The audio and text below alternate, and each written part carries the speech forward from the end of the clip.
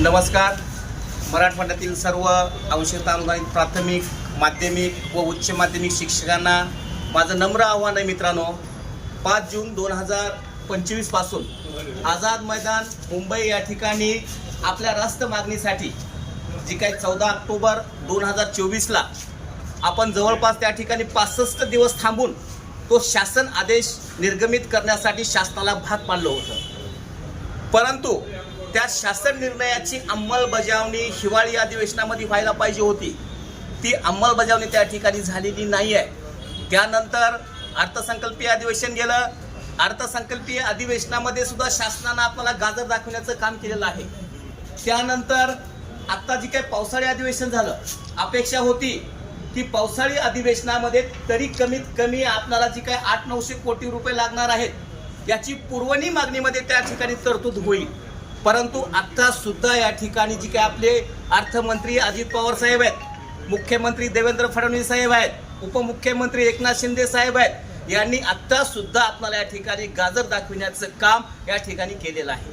त्यामुळं आपले जे काही राज्य समन्वयक आहेत, जगदाळे सर आहेत, आमचे मित्र संतोष वाघ आहेत, असे KP पाटील सर आहेत, असे जे काही मुख्य समन्वयक आहेत, यांनी या ठिकाणी असा निर्णय घेतलेला आहे की 8 आणि 9 जुलै या ठिकाणी संपूर्ण महाराष्ट्रातील शाळा बंद राहतील आणि शाळा बंद करून घरी बसायचं नाही आहे.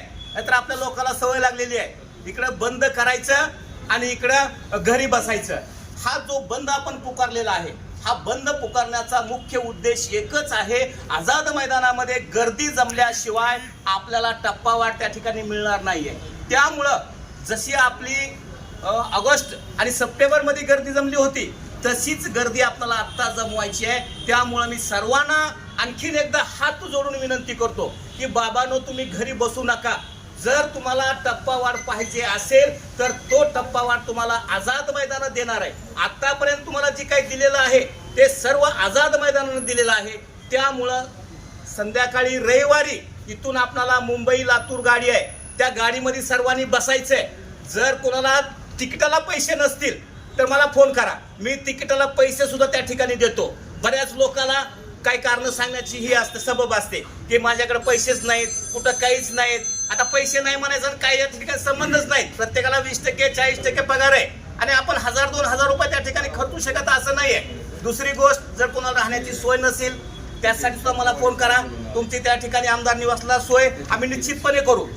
मी या ठिकाणी थांबतो. जय हिंद, जय महाराष्ट्र.